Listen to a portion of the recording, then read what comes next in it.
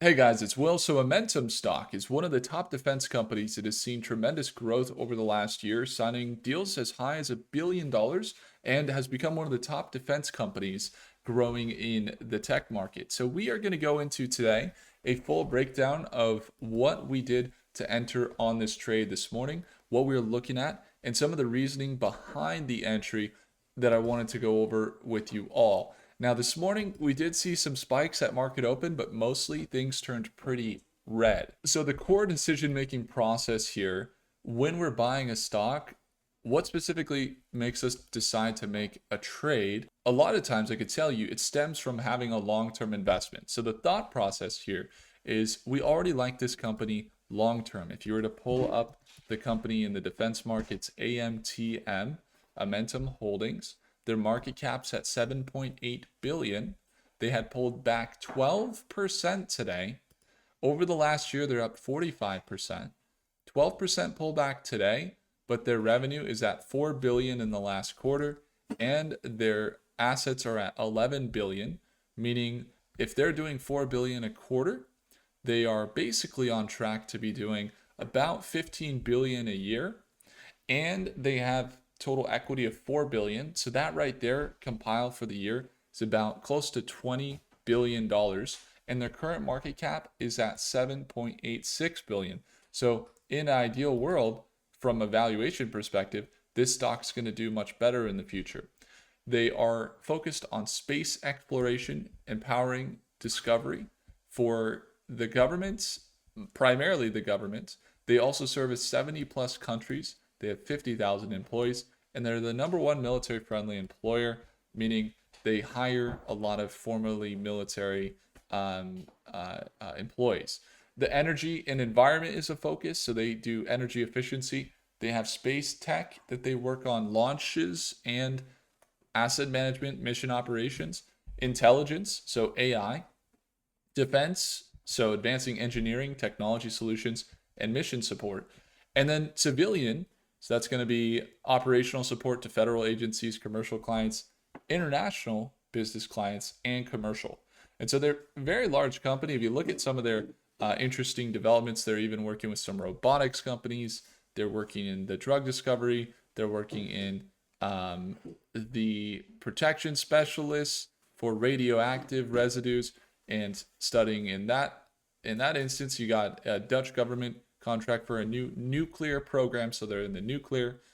They just expand their UK nuclear energy specialist services portfolio with 730 million major contracts in a win, and you can see some of their partnerships. So the company is not only securing massive contracts, but working with other government agencies in the process, and their market cap and financials look quite good. So we go through the market. Defense was shaky. We know the defense market's been shaky.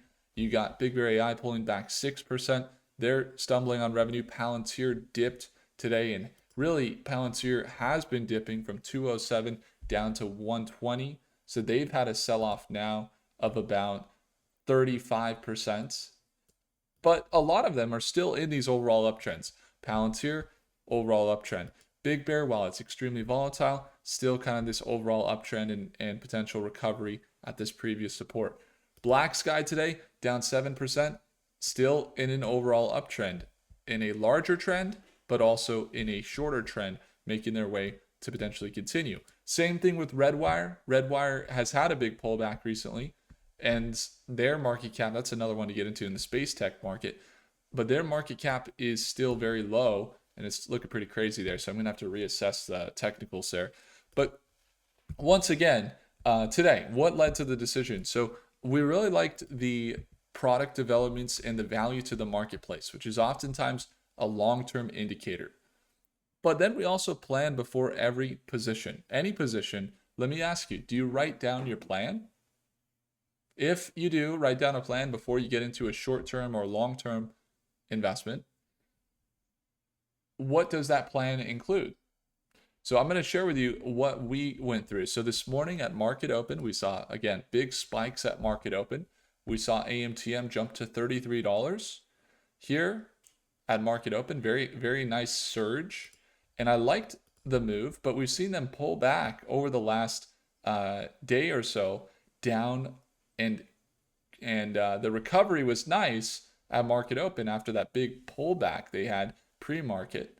But then getting into today, we set a stop order that was down and around the support levels. So let's walk through what that looks like. So it was 6:30 a.m. this morning Pacific time, as we were there every day at market open. We saw them surge up here. Here it is, 6:30 a.m. right here.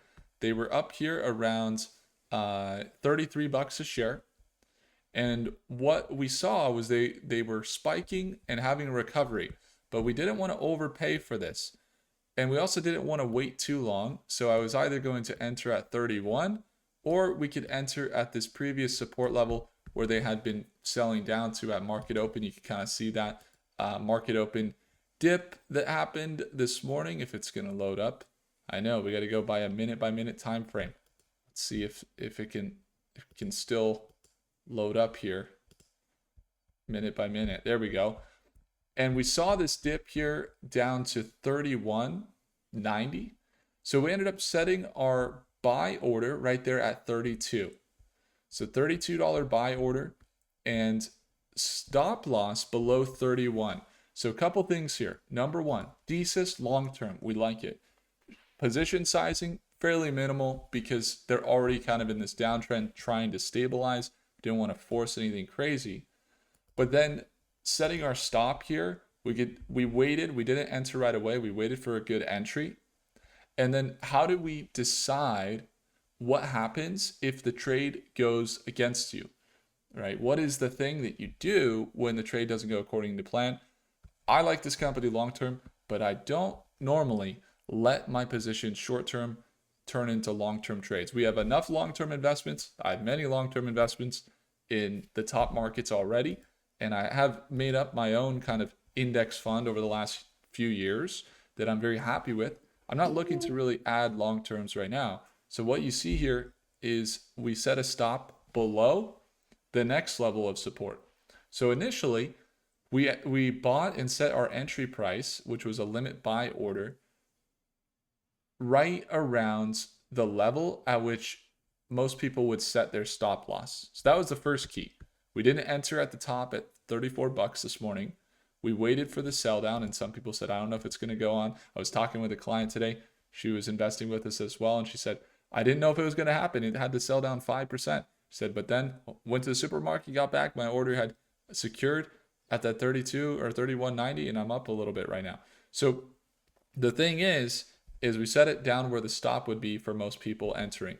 Okay, that's where our entry was. Then we had another level of support below that we could see down here around 31.60, 31.70, and then down to 31, where we set our stop loss now below that level. And so now, if we're really in a downtrend, we see this thing sell off. If we see a stabilization after this big dip from 37 down to 31, we see it stabilize and hold above this $31 support, which it's already hit about 4 times. And we see it recover. We're going for a margin for profit now of about 10 to 20%. So potentially up here to these levels, about $37 a share. And that means that we have our risk management set here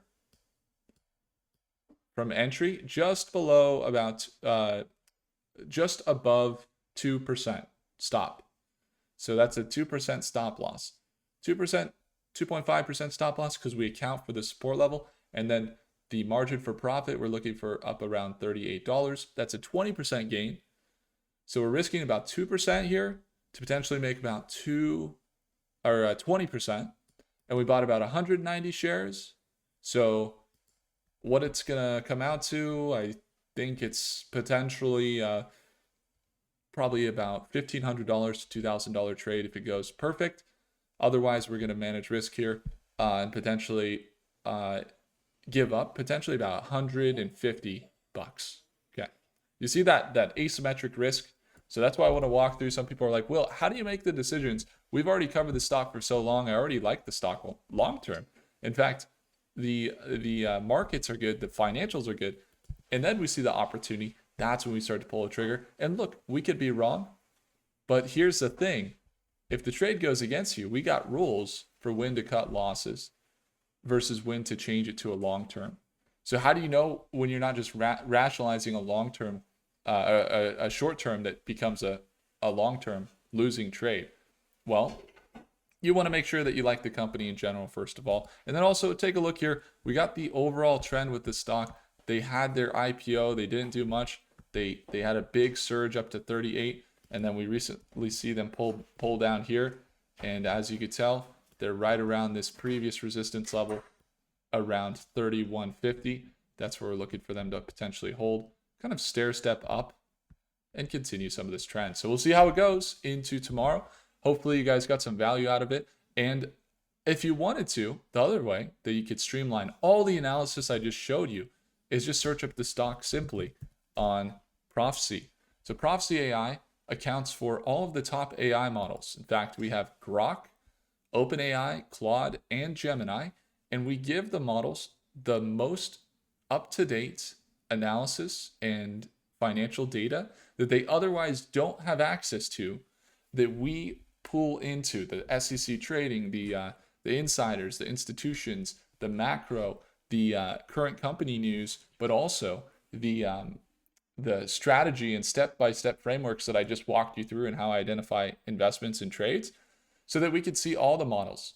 Now, before, it used to be something like this, where you would have one stock and you could see ChatGPT's projection over the next month or over the next 4 hours or something like that, which it's going to do a reload here. But now what we've come out with, which is very exciting, is we've actually innovated to have all of the different models at once to be able to view in one chart. So I could see multiple time frames next week, some of the projections a little bit red here, but next 3 month looking very nice for potential recoveries of 6%, as high as 14% according to Grok, or 15%. And then into the next year, you could see some of the other ones. Again, Gemini looking 25% gains. 6 months look bullish as well with 20% gains. Some of the near term, it's a little mixed, but I was going by Grok. I really like Grok for the short-term trading as well. And we see the 4 hour negative, which we do see some of that pull down into the next day. Even we might see some sell downs. But here's the thing. If I wanted to, I might want to see the support levels. And so if you guys want to go grab this, you're looking at this, you're like, oh, I want this. I want to be able to do this right now on my phone or on my desktop or whatever. You can go get it. Just go join the first access list so that you can stay up to date on when it's available to you. It's going to be the second or the first link in the description down below. As you can see, I can see the nearest support levels. So the nearest levels to watch. Let's see what we have available here. You can see that 31.90 we talked about, that $32 price point. So that's kind of where we entered, right? There is the exact level we were just talking about, along with a secondary support level at 31.15. And so I'm going for Grok on the shorter term. See some of the bullish outlooks, bearish over the next 4 hours, even into the next day, a little bit bearish. Next week, even looking a little bearish. But in the next month here, with some highs of over 10% gains, and next week, the most bearish projection is ChatGPT, but going off a Grok here, I am seeing maybe about 5% potential sell down over the next week. So hey, we're seeing volatility. This may change even at market open tomorrow. So we'll do a refresh, or it automatically refreshes, and we'll get some analysis. But once again, look into those longer term time frames. That 10 to 20% gain, so is really what we're looking for here inside of Prophecy. So if you guys want to get your hands on this, get the best AI models in the world to review, and get the exact process I use, then you can go find it in the first link below. Go click that link so you don't miss it. Really cool stuff. Appreciate you all. If I earned your thumbs up, hit the like button. Do consider subscribing, and I'll see you in the next one. Take care.